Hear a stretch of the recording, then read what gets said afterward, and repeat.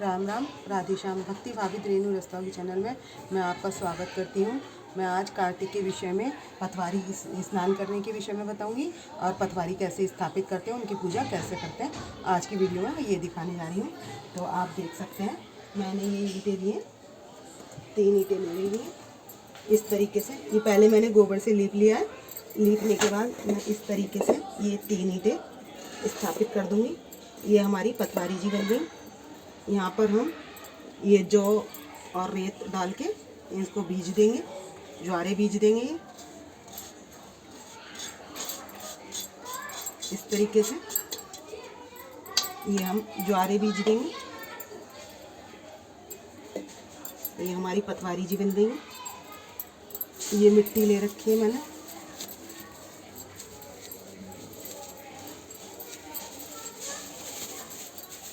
इस मिट्टी को मैं यहाँ पर डाल दूंगी।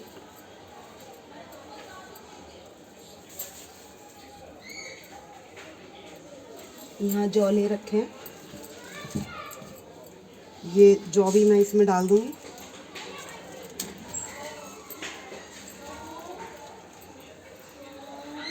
ये मैं अंदर को करके डाल दूंगी इसके अंदर। तो ये हमारे जौ आ जाएंगे। ऐसे ही जैसे हम नवरात्रों में बोते हैं ऐसे ही हम बो देंगे और ये सारी मिट्टी ऊपर से हम डाल देंगे। तो ये तो हमारी पटवारी जी की स्थापना हो गई। ये हमारी पटवारी जी बन गई और हमने जो भी बो दिए। अब हम क्या करेंगे, पटवारी में हम जल थोड़ा सा देंगे। कल से हम दूध दही से सींचेंगे। तो मैं तो इस समय वीडियो दिखाने की वजह से ही आपको बता रही हूँ। तो ये हमारी पटवारी की स्थापना हो गई।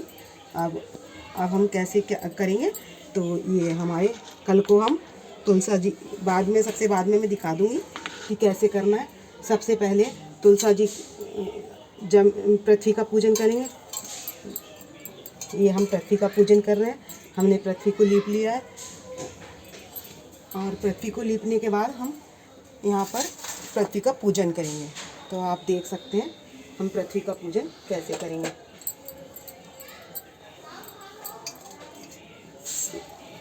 अब पानी डालकर हमने पूजन कर लिया। छैया छांद दिया बाती का पैरा, पटवारी मैया को सेज बिछाऊँ, पटवारी मैया की सेज बिछाऊँ। तो अब हम पटवारी मैया की, धरती माता की सेज बिछा लेंगे। अब सेज बिछा के धरती माता को सुला देंगे। सुबह स्नान करेंगे, कार्तिक स्नान करेंगे। तो हम नहाने में पानी में तिल ले लेंगे, पानी में तिल डालकर नहा लेंगे। आपकी जैसी व्यवस्था हो आप वैसे नहा लें। वैसे ठंडे पानी से ही कार्तिक स्नान किया जाता है। तो आप कार्तिक स्नान कर लें और फिर गंगा, जमुना, सरस्वती, कृष्णा, कावेरी, नर्मदा, ये नदियों के नाम होते हैं। आप हाथ जोड़कर उनको नाम ले लें और कोई भी वस्त्र पहनकर आप नहा लें। इस तरीके नहाने का काम कर लें। अब हम पटवारी, अब चंद्र देवता को और सबको उठाएंगे। तो हम धरती माता जी को उठाएंगे। तो धरती माता को उठाऊँ, गणपत गणेश को उठाऊँ, पटवारी माता को उठाऊँ और शेरा वाली माता को उठाऊँ, सब देवताओं को उठाऊँ। इसी तरह सब देवताओं को उठाएंगे। फिर धरती माता को स्नान कराऊँ, धरती माता को स्नान कराऊँ, गणपत गणेश को स्नान कराऊँ, शेरा वाली माता को स्नान कराऊँ, राधा कृष्ण को स्नान कराऊँ, लक्ष्मी गणेश को स्नान कराऊँ, हनुमत बाबा को स्नान कराऊँ, अपने गुरुदेव को स्नान कराऊँ। स्नान कराने के बाद धरती माता को वस्त्र पहनाऊँ, गणपत गणेश को वस्त्र पहनाऊँ, पटवारी माता को वस्त्र पहनाऊँ, शेरा वाली माता को वस्त्र पहनाऊँ, सीताराम को वस्त्र पहनाऊँ, राधे श्याम को वस्त्र पहनाऊँ, लक्ष्मी माता को वस्त्र पहनाऊँ, हनुमत बाबा को वस्त्र पहनाऊँ। इस तरीके से हम सबको वस्त्र पहनाने के लिए बोल देंगे। वस्त्र पहनाने के बाद उनको तिलक लगाएंगे। तो धरती माता के तिलक लगाऊँ, पटवारी माता के तिलक लगाऊँ, गणपत गणेश के तिलक लगाऊँ, शेरा वाली माता के तिलक लगाऊँ, राधा कृष्ण के तिलक लगाऊँ, लक्ष्मी गणेश के तिलक लगाऊँ, हनुमत बाबा के तिलक लगाऊँ, भोले बाबा के तिलक लगाऊँ। इस तरीके से हम सब देवताओं के नाम लेकर सबके तिलक लगा देंगे। और फिर हम उनके सबके धरती माता के चावल, तिलक लगाने के बाद चावल लगा देंगे। इनके भी, पटवारी माता के भी लगा देंगे। ये हमारा पटवारी माता का, धरती माता का, सभी देवताओं का पूजन चल रहा है। इसके बाद इन सबको भोग लगाऊं। धरती माता भोर हुआ चिड़चियाँ चहचहाई, धरती माता को भोग धरती माता को भोग लगाऊं, पतवारी माता को भोग लगाऊं, सीताराम को भोग लगाऊं, राधे श्याम को भोग लगाऊं, सालिग्राम को भोग लगाऊं, हनुमत बाबा को भोग लगाऊं, शेरावाली माता को भोग लगाऊं, सभी देवताओं को भोग लगाएं, चिड़िया चचाई सबके धरती माता के दर्शन पाऊँ, पतवारी माता के दर्शन पाऊँ, शेरावाली माता के दर्शन पाऊँ, गणपति गणेश के दर्शन पाऊँ, सीताराम के दर्शन पाऊँ, लक्ष्मी नारायण के दर्शन पाऊँ, शंकर बाबा के दर्शन पाऊँ, गौर शंकर के दर्शन पाऊँ, हनुमत बाबा के दर्शन पाऊँ। अब धरती माता के चरण दबाऊँ, पतवारी माता के चरण दबाऊँ, शेरावाली माता के चरण दबाऊँ, राधा कृष्ण के चरण दबाऊँ, सीताराम के चरण दबाऊँ, हनुमत बाबा के चरण दबाऊँ। इस तरीके से अब हमने ये पूजा कर ली। और अब बाद में हम राई के दाने चारों तरफ यहाँ भगवान जी को हमने पधारा हुआ है, ये देख सकते हैं। तो ये कृष्ण भगवान जी हैं, तो इनके ऊपर हम अब पतवारी जी का पूजन हो गया। इसी तरीके से हम तुलसा जी का पूजन करेंगे, वस्त्र पहना देंगे तुलसा जी को और तिलक लगा देंगे और चावल लगा देंगे इसी तरीके से। और इसी तरीके से ठाकुर जी के तिलक लगा देंगे और चावल लगा देंगे और ठाकुर जी का पूजन कर लेंगे। तो हमारी पतवारी जी, तुलसा जी और ठाकुर जी का, आपके पास ठाकुर जी का विग्रह हो या राधे श्याम जी, सीताराम जी का हो, आप उनको नहला भी सकते हैं यहाँ पर और दूध दही से इसको सींच भी सकते हैं। और इसमें थोड़ा सा जल भी दे देंगे और ये थोड़ा सा हम जल दे देंगे। और लोटा किसी भी धातु का ले सकते हैं आप, लेकिन जल इसी में स्थापित करना है। और इस तरीके से हम भोग लगा देंगे। दूध दही, हमने दूध दही ये ले रखा है, तो इसका भी इस तरीके से भोग लगा देंगे। मिश्री का भोग लगा देंगे, चीनी का भोग लगाना चाहते हैं तो आप चीनी का भी, खीर का भी भोग लगा सकते हैं। तो और पतवारी जी पर आपको जैसी श्रद्धा हो वो फल चढ़ा सकते हैं, आप जो चढ़ाना चाहें, जो कोई भी ऋतु का फल चढ़ा सकते हैं। और ये तुलसा जी के लिए और ये ठाकुर जी के लिए चढ़ा देंगे। और अब हमें इसे हम आरती कर लेंगे। पहले पतवारी माता की आरती कर लेंगे। ओम जय तुलसी माता मैया, जय तुलसी माता। ये तुलसा जी की आरती हो गई और ये हमारे ठाकुर जी की आरती हो गई। अब हमने आरती कर ली। तो इस तरीके से हमारी पतवारी जी की, तुलसा जी की पूजा संपन्न हो जाती है। और हम इस तरीके से हम फिर भगवान जी को और इनके ऊपर फूल चढ़ा देंगे। अब हमारी ये पूजा संपन्न हो गई। अब हमने धरती पूजन भी कर लिया, पतवारी का भी कर लिया, तुलसा जी का भी कर लिया और ठाकुर जी का भी कर लिया। सालिग्राम जी आपके पास हो तो आप सालिग्राम जी को भी यहाँ पधार सकते हैं तुलसा जी के पास, और उनकी पूजा इसी तरीके से करनी है। हम पतवारी की पूजा कर चुके हैं, अब हम कथा सुनेंगे। तो एक लपसीता एक तपसीता दोनों खूब भगवान की पूजा पाठ किया करते थे। तो एक दिन नारद जी वहाँ से जा रहे थे। नारद जी ने एक मुंदड़ा गिरा दिया। लपसी सवा शेर का लापसा बनाता और भगवान जी को भोग लगाता। और तपसी ने जो हार नारद जी ने गिराया था, तो वो तपसी ने जो है उसको अपने घोड़ों के नीचे छिपा लिया। तो जब घोड़ों के नीचे छिपा लिया तो लपसी को तो भगवान ने दर्शन दे दिया और तपसी से कहने लगे, तू तो चोर हो गया। तो तपसी कहने लगा, मेरा उद्धार कैसे होगा।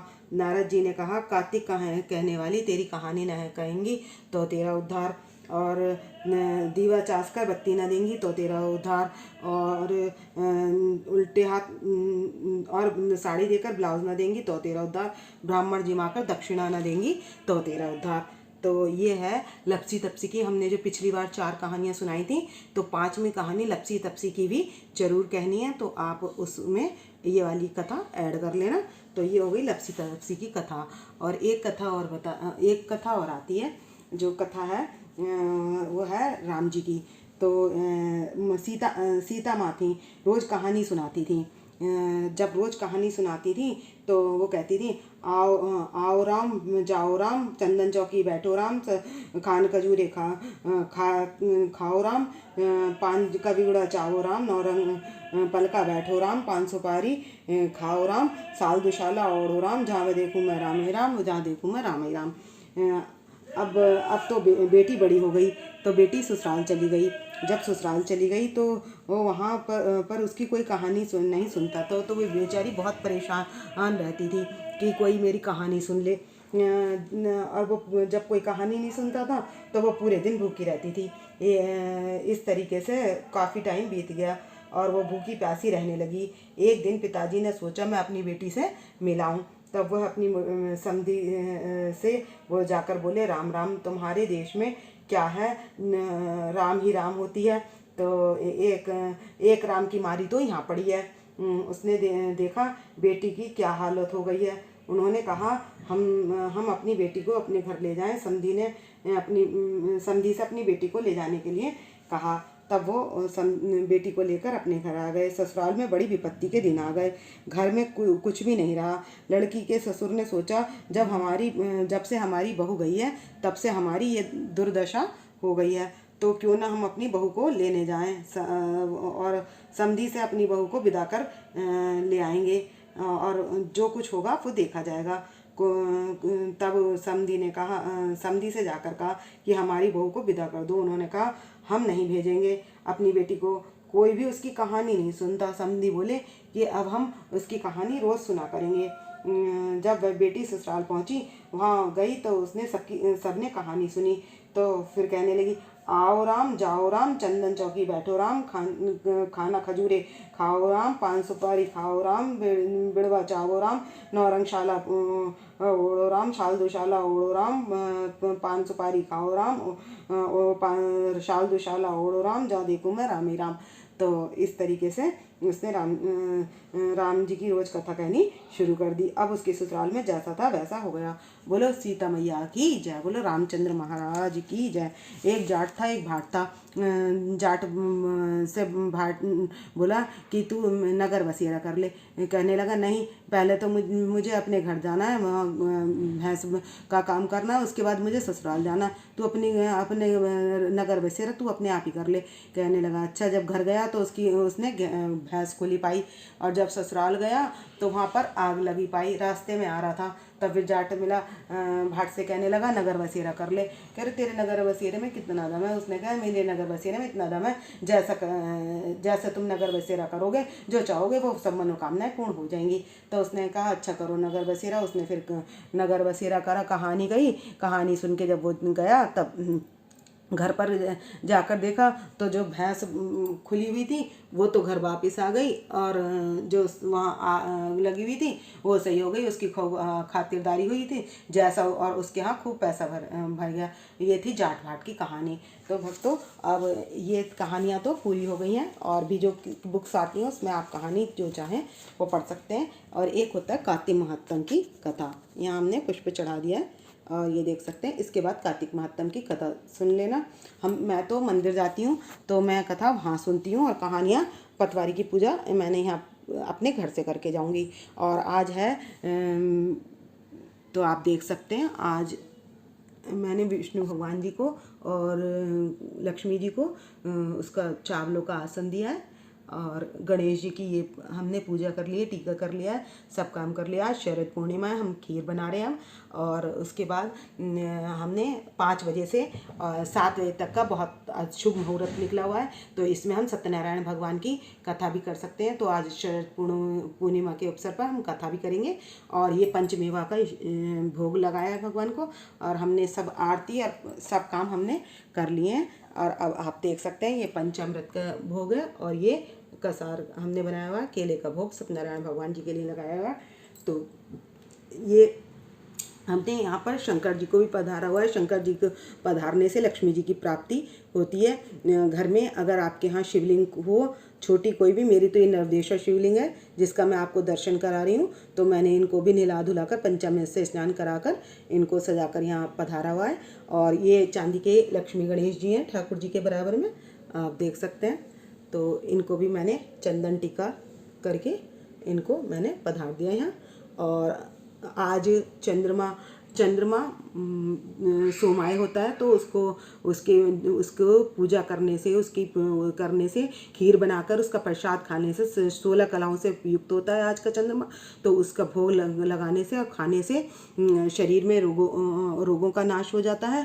घर में आपके संपदा और लक्ष्मी जी का वास रहता है और शारीरिक कष्ट दूर होते हैं। तो इसलिए हमें खीर का भोग सबको प्रसाद देना चाहिए और सब हमारे सभी दुख दूर होते हैं।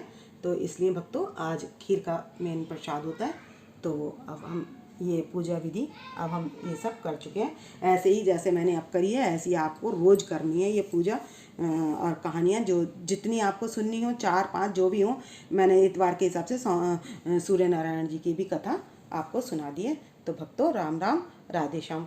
अगर आपको मेरी वीडियो पसंद आए तो लाइक करें, सब्सक्राइब करें और शेयर करना ना भूलें। कार्तिक मास की आप सभी को हार्दिक शुभकामनाएं। भक्तों देख सकते हैं आप, हमने ये खीर बना के भगवान जी के आगे रख दी है और चावल का आसन हमने लक्ष्मी नारायण भगवान जी को दिया हुआ है और लक्ष्मी जी को वो आप देख सकते हैं। और अब हम ये खीर चंद्रमा के भोग के लिए बाहर रख देंगे। आप भी रख देना और इस अमृत प्रसाद को आप भी खाना।